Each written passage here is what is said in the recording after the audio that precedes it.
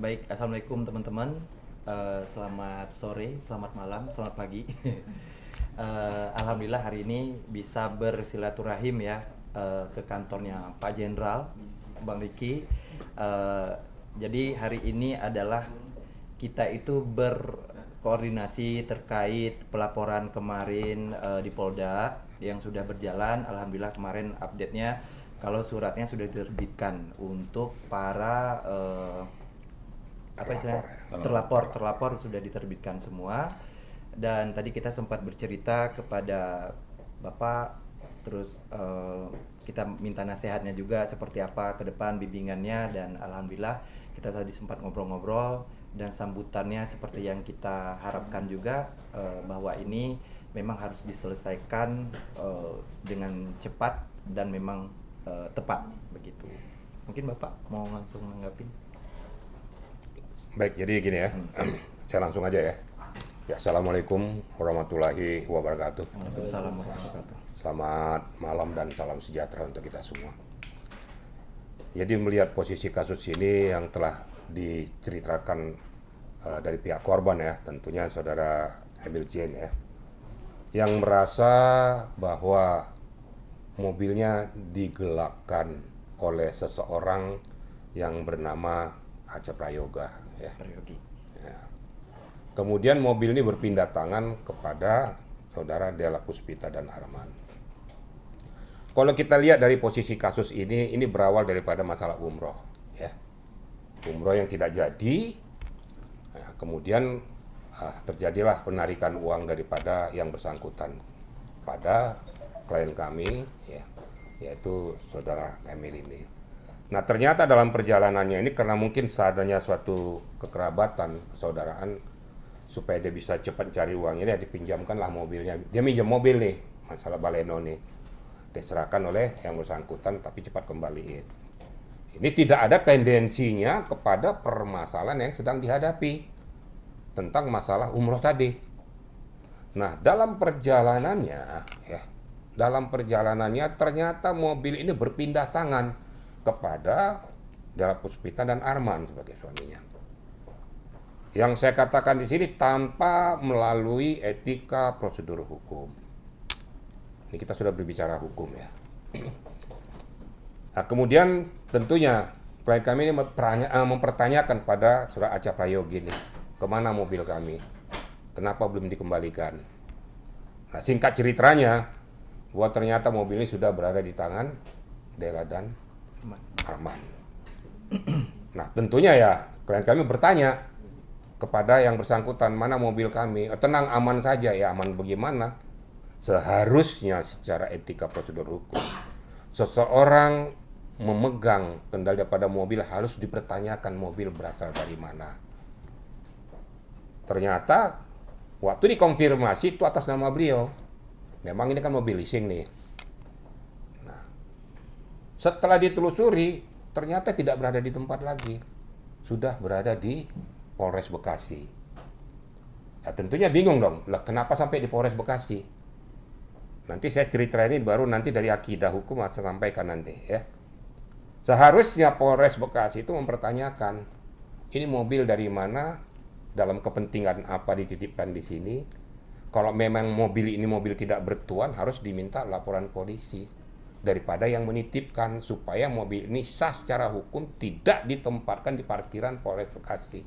Itu bukan tempat parkir, itu tempat daripada wadah daripada orang mencari keadilan, yaitu tempat di Polresnya. Ternyata terjadi.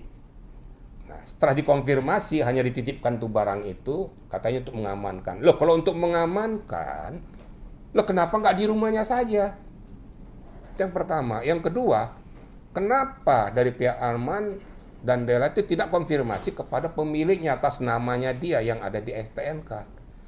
Kok malah dititipkan ke tempat yang tidak sesungguhnya, yang tidak semestinya?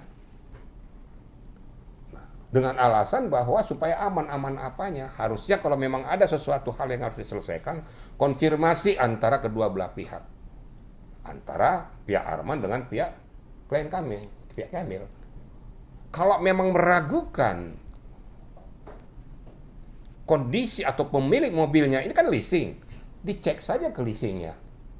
Betul nggak bahwa ini pemegang hak atas nama daripada Kamil sebagai orang yang ada di STNK?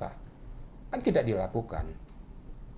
Nah, ini yang sangat kita sesalkan. Jadi dari kaidah hukum, ya, dapat dan patut diduga telah terjadi suatu penggelapan dari pihak Acha Prayogi maupun dari pihak Arman dan Della turut serta melanggengkan terjadinya suatu peristiwa tindak pidana penggelapan. Itu etika prosedur hukumnya. Ya. Kalau dibilang, wah kami nggak merasa, nggak bisa. Kalau seandainya kamu tidak merasa itu milikmu, dititipkan orang lain, patut dan wajar kamu pertanyakan ini mobil milik siapa. Nggak serta-merta aja. Kalau seandainya itu digadekan, tanya dong ini milik siapa, kan nggak bisa. Tanya dong mana BPKB-nya. Kalau kamu mau menitipkan ini barang supaya terjadinya penyelesaian tentang masalah pembayaran. Nah, kesimpulannya ya bahwa di dalam peristiwa ini kami merasa dirugikan dengan peristiwa ini. Mobilnya diparkir di Polres tidak dapat diambil untuk sementara karena masih ada laporan polisi pengaduan. Ingat, laporan polisi pengaduan kepada pihak Polda Metro yang untuk segera ditindaklanjuti dari aspek hukum. Tentunya nantinya yang terlapor sudah saya monitor, sudah dibuat surat panggilan juga. Tidak bisa terlepas antara Acha Prayogi dan Della dan Arman. Ini etika prosedur hukum. Jadi tidak bisa mengelak, nggak ada alasannya. Wah, saya nggak bisa tanggung jawab, kan dia yang nitipin, ya titipin mobil siapa, barang siapa. Masa kita dititipin barang, kita tidak tahu ini barang siapa, kita pegang saja. Berarti kita telah melanggengkan terjadinya suatu peristiwa pidana penggelapan. Gitu kira-kira rekan-rekan media ya. Ada yang tanyakan lagi? Pada tegang atau langsung jelasin. Pressure-nya on ya gitu ya. Bang, ini kan proses sudah di Polres Bekasi ya, mobil itu ya? Mobilnya ya? Iya. Tapi kan ada sebab penyebab bang, mobil itu bisa nyampe ke itu. Ya kan pasti ada sebab penyebabnya. Perkara yang menyebabnya bisa dijelasin. Saya tidak mengatakan sebab penyebab. Kalau sebab penyebab berarti ada sebab akibat. Betul. Tapi yang melakukan penitipan barang tersebut ke Polres Bekasi, ini dia sudah menabrak akidah hukum. Oke. Karena dia tidak merasa ini miliknya, kenapa dititipkan di Polres Bekasi? Kalau memang dititipkan ke Polres Bekasi, harus ada dong kejelasan dari status mobil tersebut. Harus ada laporan polisinya. Ini mobil dititipkan dalam rangka apa? Kan gitu. Apa mobil dititipkan tak bertuan? Nggak mungkin. Ini harus ditelusuri. Siapa tahu terjadi tindak pidana pencurian atau penggelapan. Kan harus jelas nih status hukumnya. Saya juga menyesalkan juga pihak Polres Bekasi kenapa menerima ini barang tanpa ada pelapor yang sah. Hanya menitipkan saja. Harusnya ada laporan polisi pengaduan tentang barang tersebut kenapa dititipkan di Polres Bekasi. Ini tentu nanti pendalaman daripada pihak kepolisian Polda. Kalaupun nanti akan bermuara ke Propam, ya harus bermuara ke Propam. Untuk menindaklanjuti ya proses penegakan hukum yang benar. Supaya kita itu jangan mempermainkan hukum. Kira-kira gitu ya. Kalau saya ngomong apa adanya aja, kita harus berbicara untuk keadilan dan berkeadilan bagi pencari keadilan. Kira-kira gitu rekan-rekan media ya. Berarti dalam arti dari yang sendiri sudah mempertanyakan soal kenapa mobil ada di situ. Ya, gini ya. Tadi saya begitu pas masuk, ya, saya diskusi dulu. Ya, kebetulan memang saya melihat ya, bahkan bukannya melihat lagi, bahkan sudah terbukti. Jadi apa yang disampaikan oleh Pak Jenderal ini, dulu sempat berdebat dengan seniornya malah Jenderal, ternyata secara hukum beliau benar. Nah, jadi tadi diskusi dulu. Bahkan Kamil Adi menceritakan runut semua. Nah, begitu disimpulkan oleh Pak Jenderal, saya agak lega. Artinya juga Pak Jenderal enggak semena-mena langsung maju, enggak. Begitu didengerin semuanya, begitu disimpulkan ternyata tadi disimpulkan ya. Ada dugaan tindak pidana penggelapan mobil, ada yang turut serta, turut melanggengkan, ya. Dan saya perkuat lagi, saya pertambah lagi nih. Kalau tadi dikatakan bahwa sebelum menerima barang seharusnya kamu periksa dulu, ya. Ini nama siapa? Kalau bukan nama orangnya, tidak boleh kita menerima. Nanti kena penadahan kita. Nah, saya pertegas lagi, saya pertebal lagi. Arman dan Dela ketika menerima mobil dari Kemil sudah tahu bahwa itu bukan mobil acak. Karena yang minta jaminan adalah Dela sama Arman. Ada buktinya saya. Nah, ketika mobil itu diserahkan, ya, ada 6 unit mobil itu termasuk mobil Kemil, ada WA dari Arman ke Aca. 2 mobil ini dijual tanpa BPKB 150 juta. Arman yang WA. Artinya niat sudah ada, permulaan perbuatan sudah ada, namun gagal. Kenapa? Karena ketahuan. Nah, kalau dalam hukum itu begitu kita duduk di bangku kuliah dikasih tahu tuh percobaan kejahatan dipidana atau enggak? Dipidana. Jadi saya hanya memperjelas ya bahwa Arman dan Dela yang pertama jangan sombong. Kemarin dia datang ke pengadilan seperti seolah-olah dia orang penting. Bahkan saya melihatnya seperti kampungan gitu ya. Lagi wawancara tiba-tiba dia teriak enggak gitu kan. Nah, kemudian dia sempat malah mengatakan sama si Aca, tenang aja mobil ini akan dijual sama BPKB sama oknum polisi. Nah, itu dia ngomong begitu. Nah, nanti kita tunggu pemanggilan dari pihak Polda sudah jalan, ya nanti tinggal kita monitor aja. Oke, berarti dalam arti turut serta nih ya, Dela dan Arman ini dipastikan ada turut sertanya dalam penggelapan. Bukan dipastikan lagi, udah jelas. Kenapa saya katakan udah jelas turut serta melanggengkan terjadinya suatu peristiwa pidana penggelapan. Kenapa? Karena ada jelas-jelas mobil ini bukan atas nama Aca Prayogi, itu satu. Yang kedua, bahwa mobil ini kan sudah jelas dikonfirmasi oleh pemiliknya.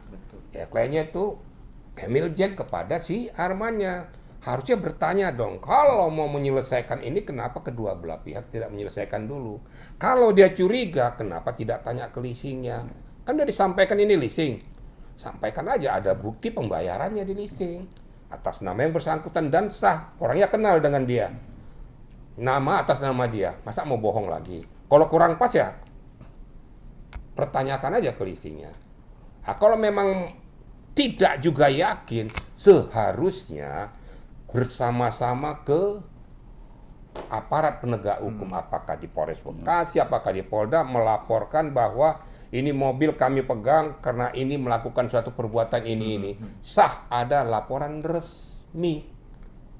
Pihak kepolisian juga tidak boleh menerima barang berada di markas tanpa kita tidak tahu kejelasannya. Nanti kalau seandainya hilang atau menguap atau kemana, siapa yang bertanggung jawab tentang masalah ini? Yang kemudian proses hukumnya kan harus jelas. Nah, dari semua peristiwa ini dapat saya simpulkan untuk sementara bahwa Arman dan Dela turut melanggengkan terjadinya suatu peristiwa pidana. Menghabiskan permasalahan ini dengan mengabaikan keberadaan pemilik yang syah. Karena tidak ada hukum sebab akibat utang piutang antara Kemil Jen dengan Dela juga. Nah, nggak ada istilahnya permasalahan utang piutang ataupun permasalahan uang antara Kemil Jen dengan Aca Prayogi. Karena itu kan dipinjam sebagai teman ya dia lakukan. Ternyata dia dikangkangi di belakang ini. Ternyata dia diselingkuhi. Kalau dikatakan ternyata dia melakukan perbuatan kejahatan terhadap temannya sendiri. Akibatnya dia mengalami kerugian itu. Layak dan patut untuk melaporkan kepada pihak kepolisian sebagai aparat penegak hukum untuk menindaklanjuti peristiwa ini. Ya, saya yakin dan percaya pihak kepolisian nanti akan berdiri tegak, lurus ke depan supaya menyelesaikan ini sesuai dengan akidah hukum. Agar pencari keadilan dapat merasakan keadilan yang ada di bumi pertiwi Indonesia. Amin. Kira-kira gitu ya, kira-kira media ya. Ya.